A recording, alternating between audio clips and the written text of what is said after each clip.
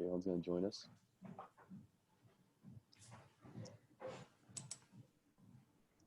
Okay, good morning. Thank you for joining us. We have David Downs today in our speaker series for St. Mary's Ryken.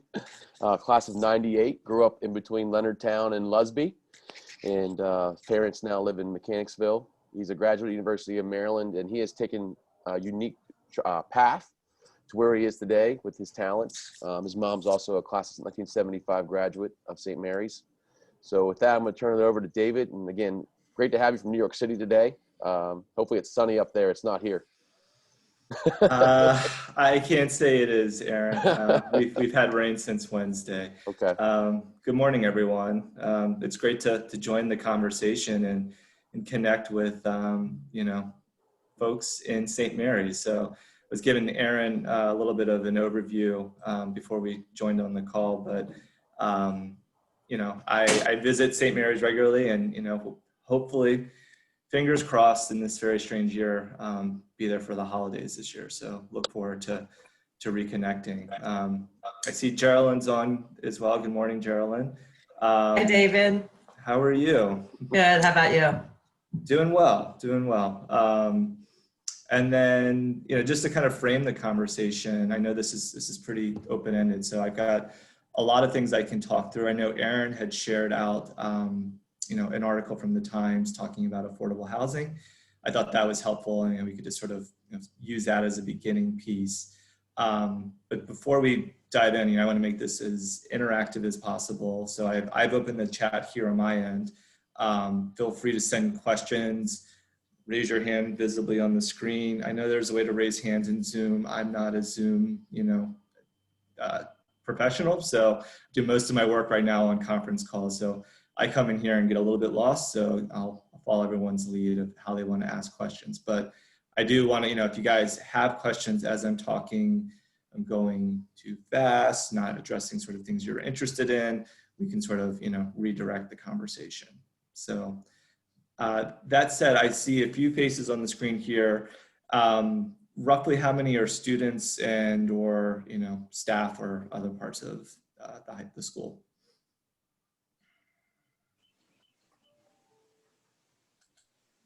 So we have two students right now. Okay. On here, Hannah and Cherie. Morning. And we have another one coming in right now. So as you know, the students 10:30 probably means 10:40 or whenever they, get on. Got it. Okay. Sounds good. Just want to know who the audience is. And again, let's make this, as helpful for you as possible. So, since it's a relatively small student group, I'm happy to make it a more direct or one-on-one conversation about your conversations, about your questions, about the topic of affordable housing. So I'm going to share screen right now and just pull up the Times article and just sort of walk through a few key pieces I thought were important in this. Give me a second.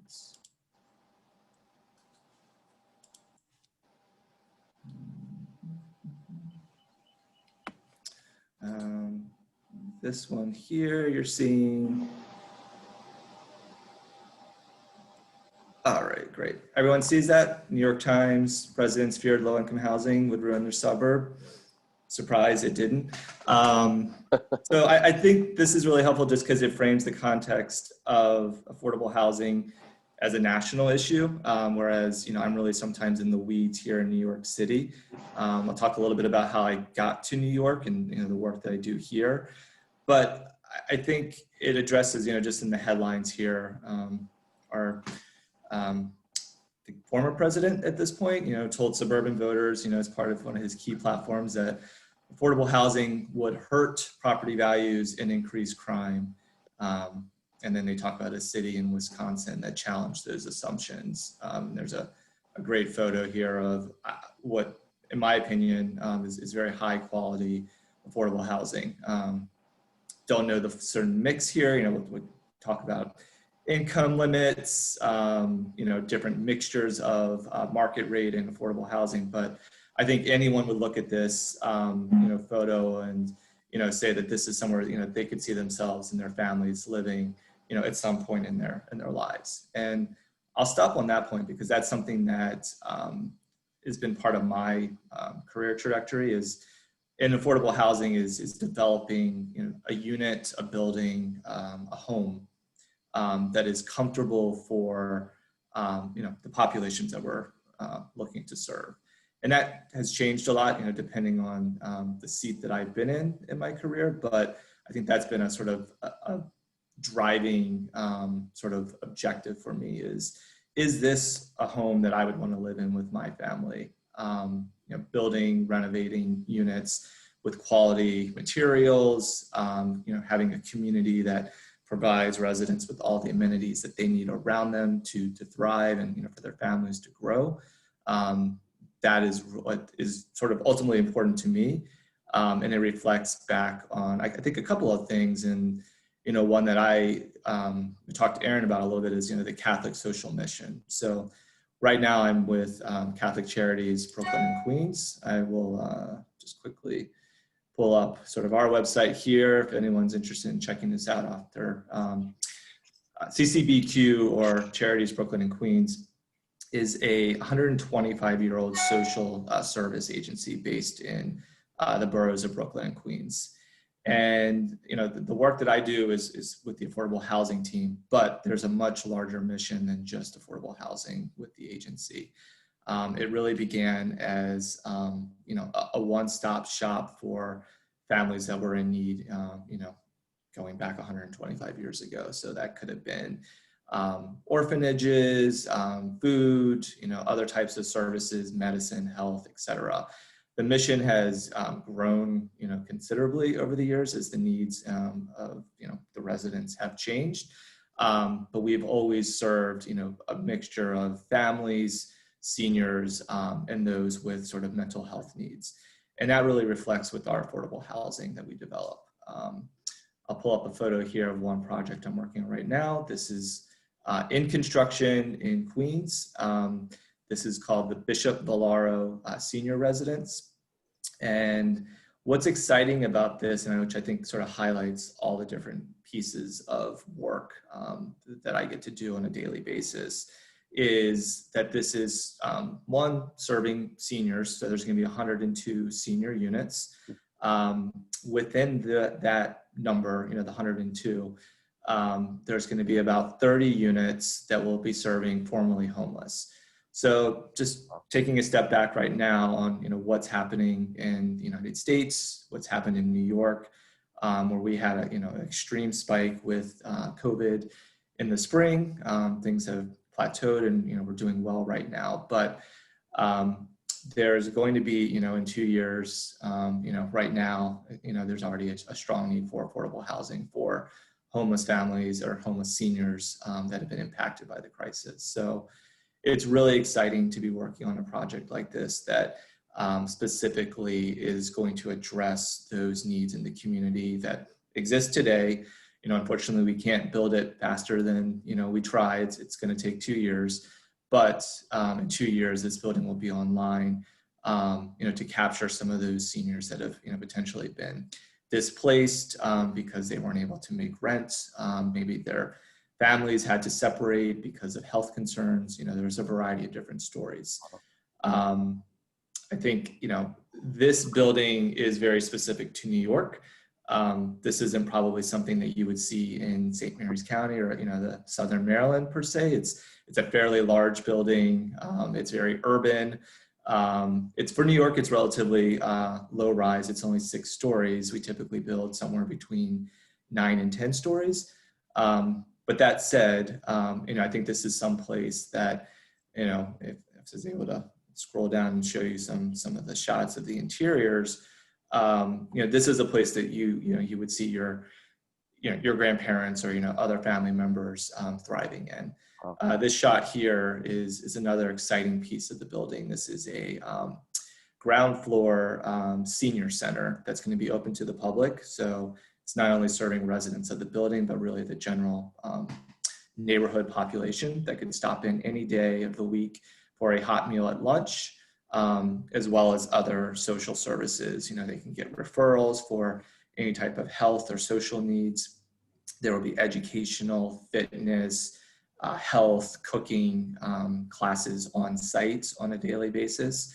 Again, really sort of providing a one-stop shop for not only the residents in our building, which is our primary concern, but we also, try to connect back to the community.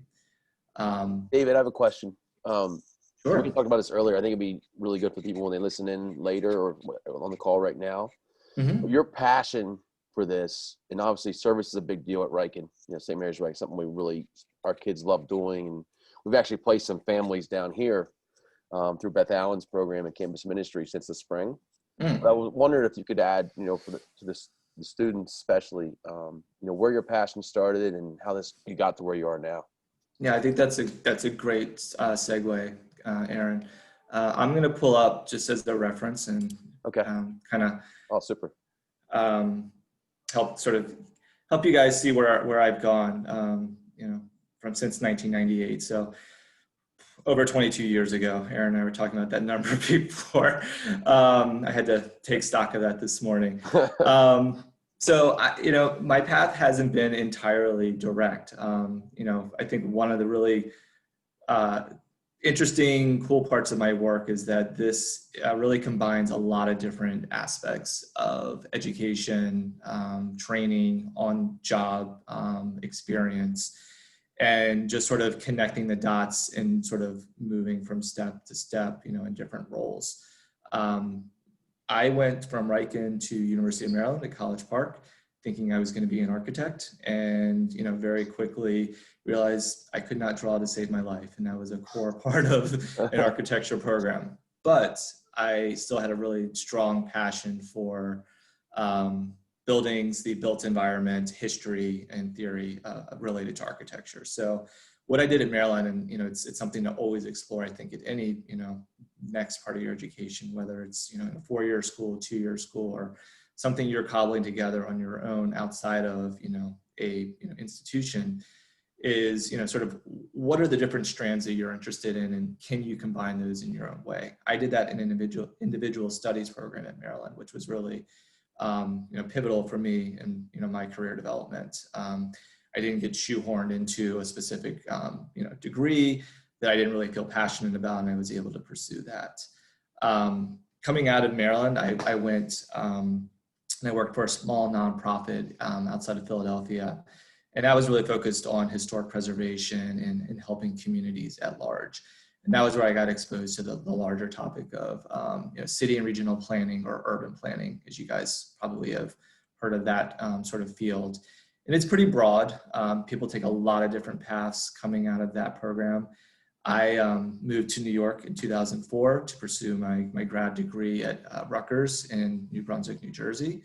And that's where I really sort of connected, even more of the dots that I was interested in. So community development. So having, a grandfather in Leonardtown that was a commissioner, I understood, municipal development and the need for, engagement in the community, as well as sort of the larger picture that I gained in my first job out of school, working with, a variety of different communities from Philadelphia to cities, the size of 6,000 folks on a river, with no sort of, direct economic development opportunities.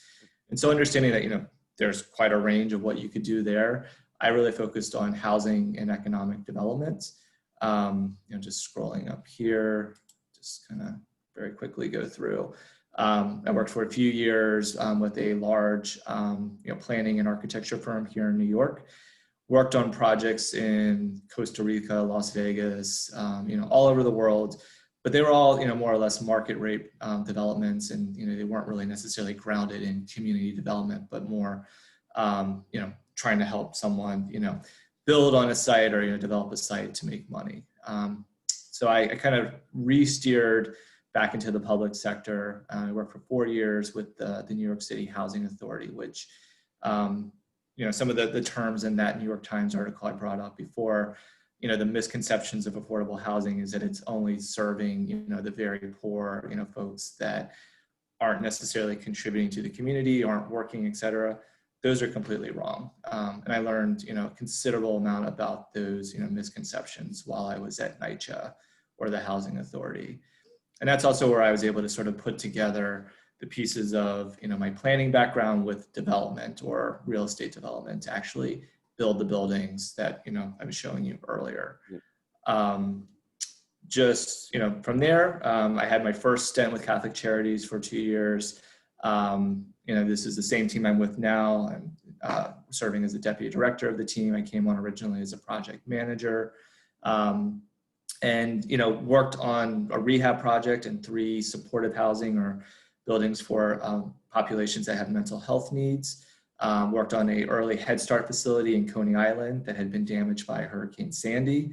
So some really interesting projects, not necessarily all housing, but again, all serving, communities and with different sort of specific needs. Was in Boston for a few years in similar roles, worked with a nonprofit in Cambridge, developing housing, and then came back to New York and have been with charities roughly about 2 years at this point. So I'll pause there and, ask if there's any questions on, the roles or, sort of the skills, that, were necessary to go from each of those places.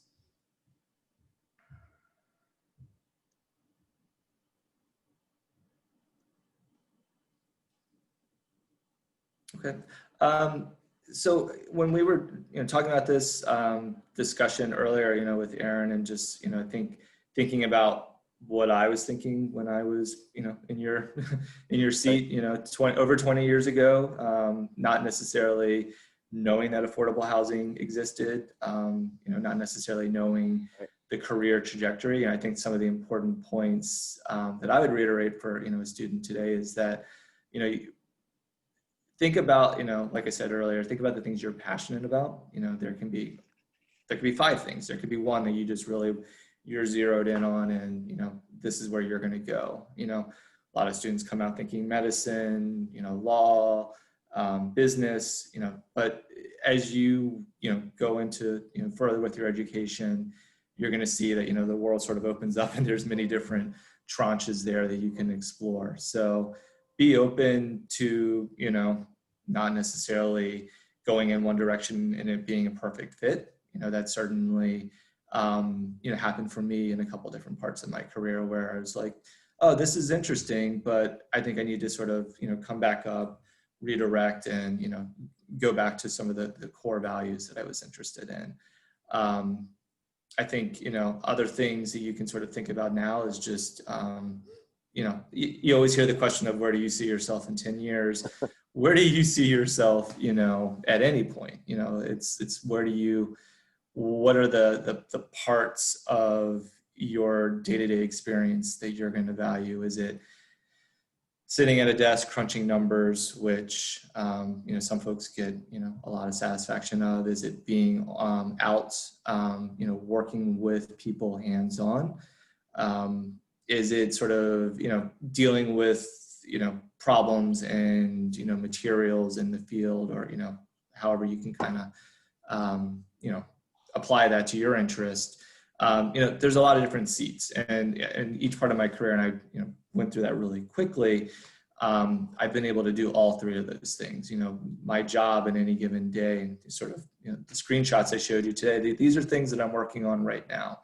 I've got a budget up in Excel. I've got a press release that we worked really hard on, trying to get out communication and other sort of public relations pieces to our work is important to make sure that we're addressing those misconceptions about affordable housing continuously, because it's never going to stop, and B, to continue to make the case for affordable housing. Right now the city of New York is in an extreme budget crisis because of the pandemic. We basically went from being having a surplus as a city and being able to invest heavily in affordable housing to cutting our housing budget by 40% over the next 2 years. So, wow. Us as an organization, myself in my role, I'm advocating, and we're trying to make the case to show that, projects like I showed you earlier are, really going to help,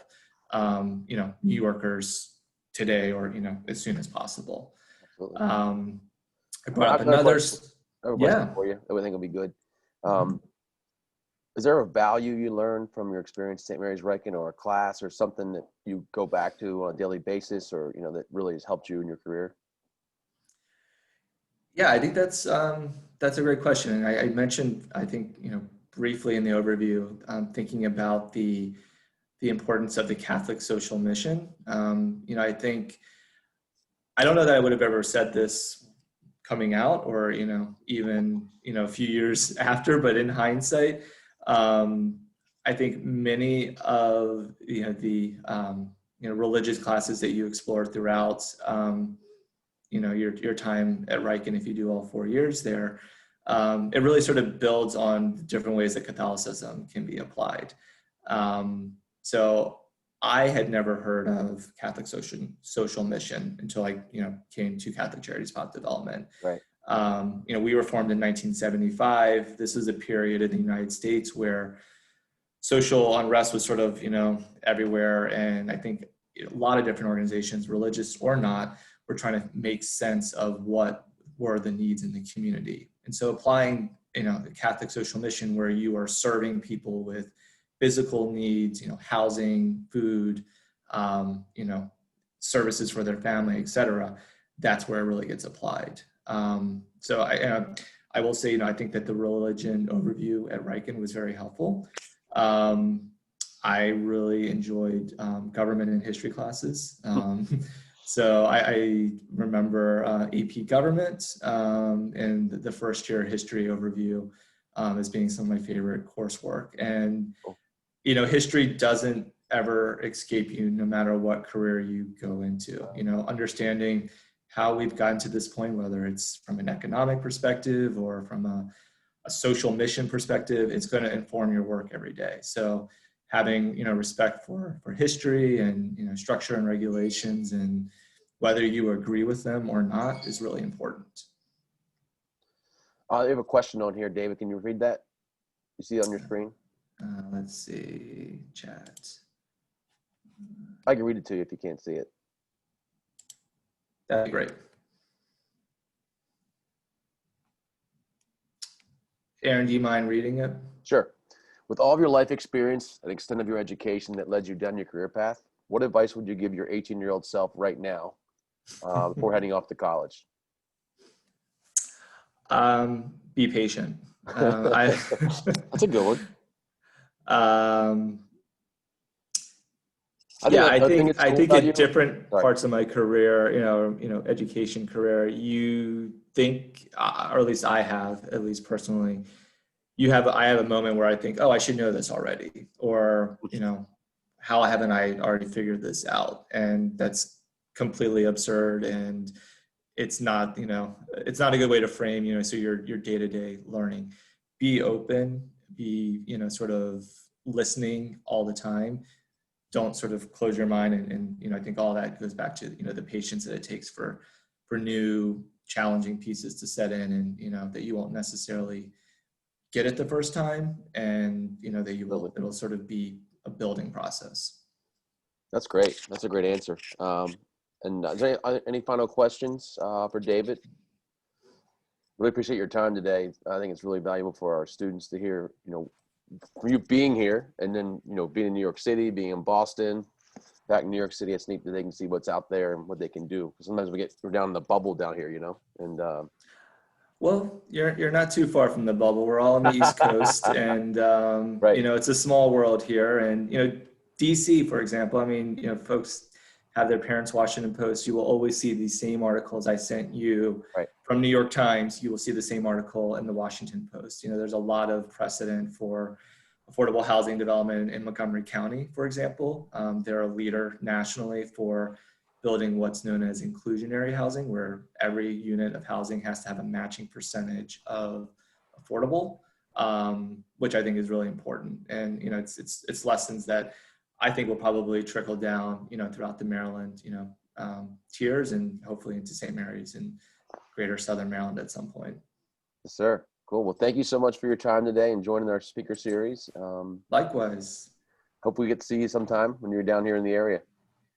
Yeah, and feel free to, you have my contact information. If students have any questions, want any of these materials, I'm happy to follow up, and do direct one-on-one calls if anyone is really interested in affordable housing or anything we talked about today. That is great. All right. Thank you very much. Enjoy your weekend. Yeah. Thank you, David. Take care, everyone. All right. See you. Bye. Bye. Okay.